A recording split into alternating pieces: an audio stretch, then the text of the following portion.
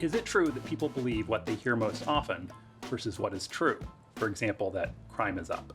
It's a great question. The answer is kind of. So it's certainly true that repetition matters. We know that from all sorts of studies, that repetition is really effective in getting a point across.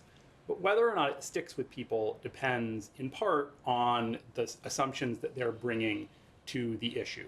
For example, crime is up. That does tend to stick with people in part because it fits with an existing assumption that we see all the time in our research.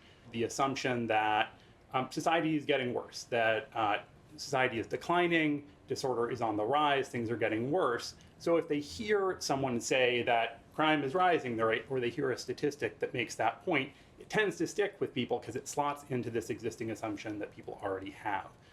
On the other hand, there are times when, no matter how many times we repeat something, if it doesn't really fit into some existing assumption that people bring to the world, it may not stick with them at all. We actually see this a lot with some of the current claims that the administration has made about the ways in which policies have helped create a good economy for workers.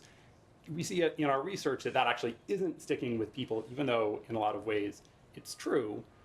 And this is because of how people think about jobs and the job market. When people are thinking about jobs, they are typically defaulting to the idea that the job market just works as it does naturally as a result of these natural market forces. And it's really whether or not people can get good jobs is up to their individual effort. It's about what they're doing and how the market is working, and not really about what policies are made or the ways in which government action is shaping the economy. So that's a situation where no matter how many times we might repeat something, simply repeating things without the right framing is not enough, and it's unlikely to actually stick with people.